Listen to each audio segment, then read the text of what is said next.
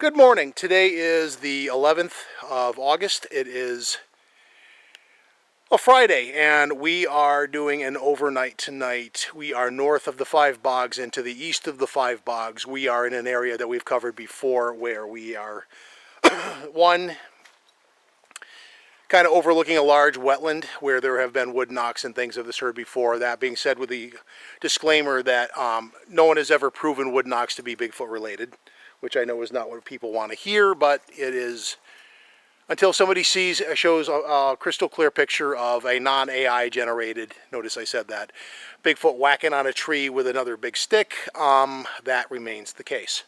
That was an invention of Matt Moneymaker, and until proven otherwise, that is that. We are going to do a mixed bag of things today. We are in the backyard of a certain individual we call number 3. Technically, he'd be number 4 because the family group was believed to have had an offspring in 2019. Conjecture, but with a decent amount of evidence that I have observed myself. Anyway, we are going to be doing an overnight tonight here. In the morning, we are going to probably do a follow-up to an occurrence that happened last week in the Five Bogs.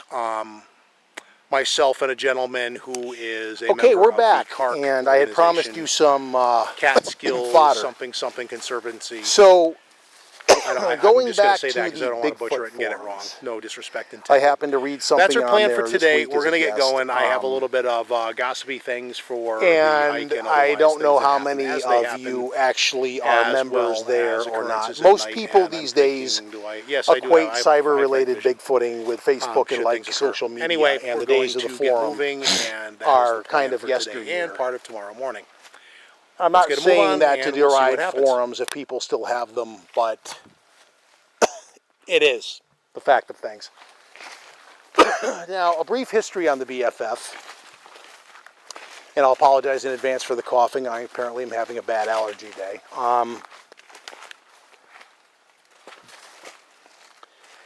In the dawn of the BFF, you had Brian Brown running this place, and it was probably in its best and its so-called golden age during his reign, because from his reign, for whatever, they offered up a crew of people headed by a certain Brit that I will not deride his name out of respect for the fact that he has in fact passed away.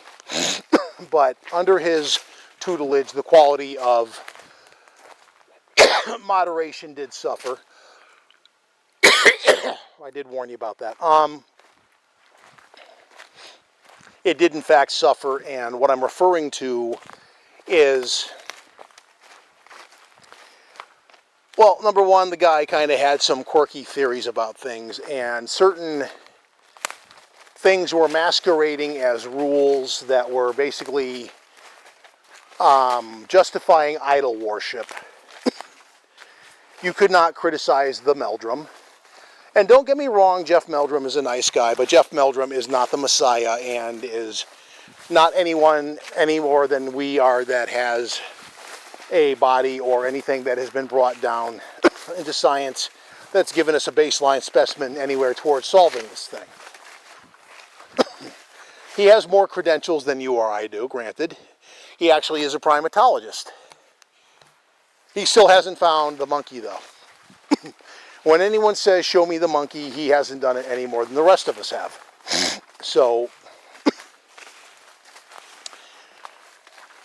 that was one thing. And I know for a fact, and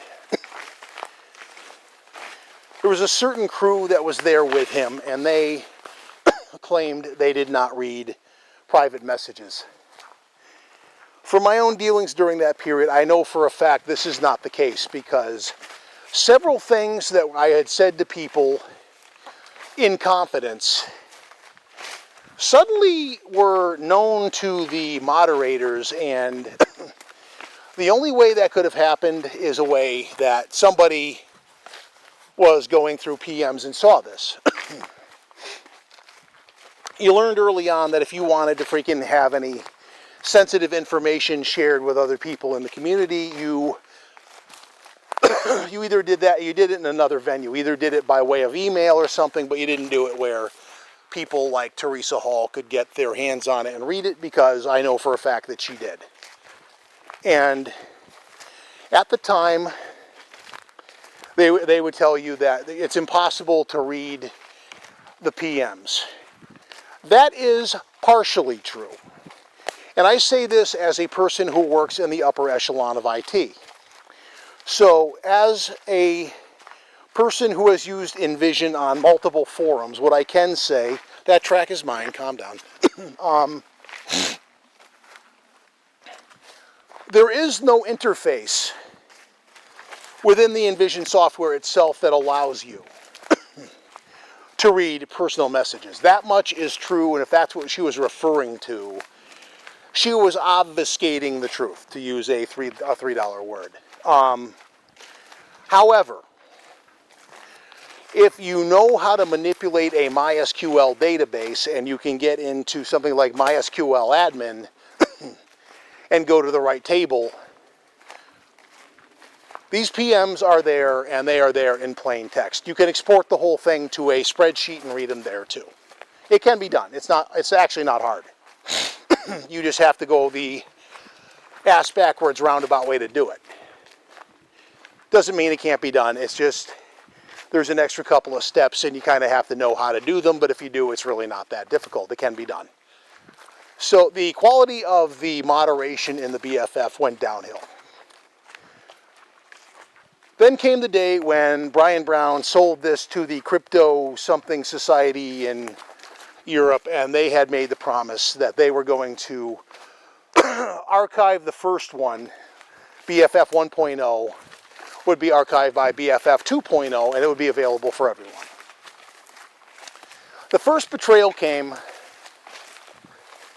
when they started charging for it, because they had promised they would not do that, and of course, obviously, they lied. They saw dollar signs, and I doubt that the people currently running the place have made their first million off of that, but they did betray that. And secondly, the quality of the... You have this like alleged upper echelon on the forum, and basically the only reason they have that thought is because these people are there every day and they have a bazillion posts on the forum. Okay, great. You're the ones, you're the most valued contributor, whatever. That's fine. However, yesterday morning I came across a post in the general discussion, and there are two people in here that I'm going to refer to. And they are the same caliber as a guy from the first BFF that a lot of people that were on the BFF will remember as Long Tabber, who made all kinds of outlandish claims about being a big badass, and he was in Special Forces or some such, or Black Ops. And come to find out, somebody dug into his background, and he turned out to be nothing more than a friggin' egg farmer, believe it or not. A very creative egg farmer nonetheless, but nonetheless an egg farmer. So you take things with a grain of salt when you're dealing with the interwebs. That's only natural that anything that you meet somebody on the interwebs and they say they're this or they're that or the other. Grain of salt. You could be talking to a very articulate 6-year-old girl in a trailer park for all you know. And in some cases maybe you have been. So you observe people over time on places like Facebook to get an idea of who they are, what they're about, that kind of thing. Plenty of people there are perfectly honest, but let's be honest, if you want to have yourself a fake little second life on the interweb, it is doable. A little harder now than it was back then, but you can still do it. So that brings us to two people that are long time, I'll call them fixtures on the BFF. This would be Norseman and Hunster. And they both pose as, I mean, Norseman has right in his little bio, big game hunter. So every week he's out wrestling grizzly bears and shooting bullwinkle and doing all these manly outdoorsy things, in spite of the fact that he can't run home fast enough to post on the BFF. If you think I'm suggesting something there, yes, I am. The other guy, Hunster, is an even bigger offender of this. He was all these great and mighty things and has all these, you know, great and mighty horror stories and all that. And at the end of the day, these are people behind a keyboard who are tellers of tall tales. And the other day, buying into Norseman's persona, somebody posted a hypothetical question. You're out in the woods and you are approached by an alleged Bigfoot, and you take the shot. You shoot and you kill the Bigfoot. But unfortunately, you then make the horrifying discovery that this was some jackass in a monkey suit, and you have committed, at the very most optimistic of circumstances, you have committed manslaughter or negligent homicide. So the question is, well, what do you do now? And Norseman had more or less the best answer in such a crappy situation, which is you call 911 and you get the moron the help he is. And here's the thing. Before anyone gets on me about this, going out in the woods dressed as Bigfoot when there are hunters about is a foolhardy thing to do. No one is questioning that on my watch in this location. Granted, I'm the only one here, but you get what I'm saying.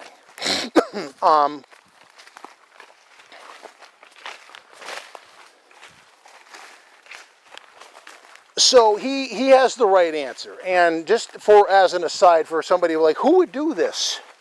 A couple years ago, some of you may remember, there was a jackass in New Hampshire who got arrested for going in the woods and scaring the shit out of hikers dressed as fucking Bigfoot. The ironic thing in his story is he sued the state of New Hampshire, I believe, for infringing on his First Amendment rights. And the messed up thing is, he was claiming it was performance art. That was his defense. And the messed up thing is, the court actually freaking gave it to him, and the guy actually won the lawsuit. So that's how messed up that can be. But the answer then, of course, you couldn't have a question like that asked without freaking Hunster jumping in and giving his little know-it-all perspective, because, and here's the fun. Don't see anything, walk away, and leave him there to die. That was his answer.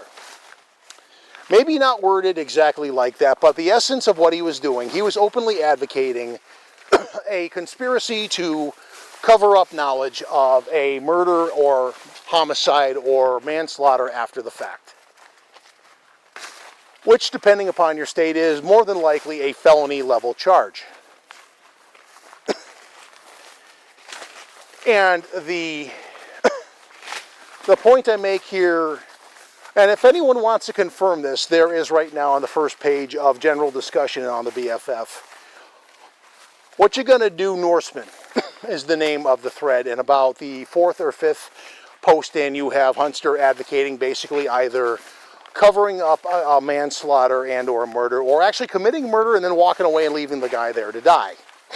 Basically not taking responsibility for taking the life of another human being, no matter how foolish and or perceivably stupid he might have been. One does not justify the other. That is the point to be taken away here. So, my point. This is why I do not have a membership in this now degenerate shithole of mental pygmyism that is calling itself the Bigfoot Forums. This is the level of stupidity that we see there now. Now, I have no doubt that the actual person who would be Hunster in real life is a sniveling little weasel who would never do this, because frankly they're basically, again, a teller of tall tales and a keyboard warrior, and have been for a long, long time. Sadly, you have people that have bought into his nonsense, but that does not justify the fact that the idiot is justifying fucking murder. That's actually fairly fucked up. Regardless, you know, don't take my word for it. The post, as far as I know, is still up there. Maybe if he takes enough heat, they'll see the light and take it down. I don't know. That is a them problem.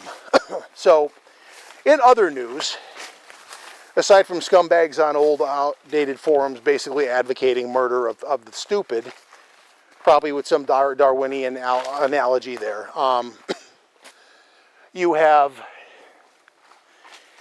myself. Last week I was out. There was no video last week because I was out with another person and I didn't really know what their privacy concerns, wants, needs were.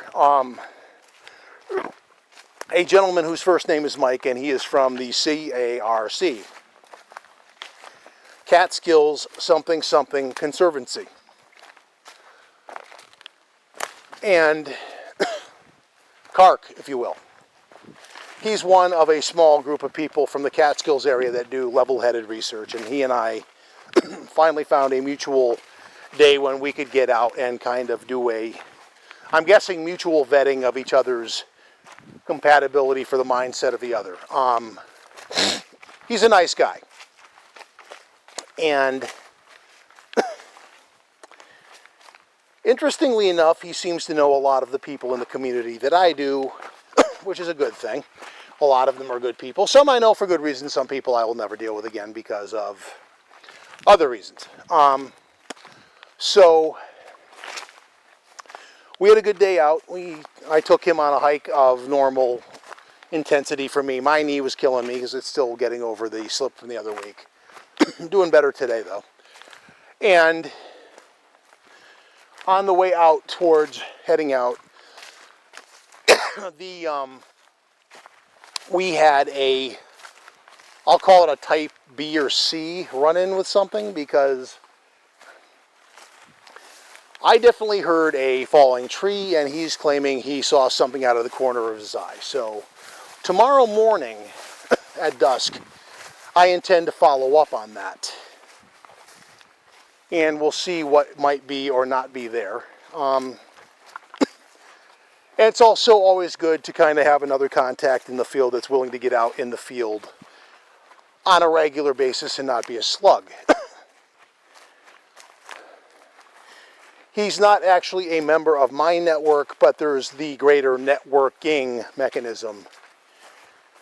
And it's always good to network with people of the same level-headed mindset and not sacrifice integrity on people that are into cloaking and mind speak and all this stuff. I mean, if you believe in that, I will just throw up a hand and say agree to disagree. And let's call it a day. But you got your thoughts on the subject, I got mine. If you want me to believe in that stuff, you need to prove that happens. And to date, that is yet to happen. So that is what happened last week. We will probably get out in the field with him again. When exactly, I don't know. Because you have to, again, coordinate schedules. But for this point, we are going to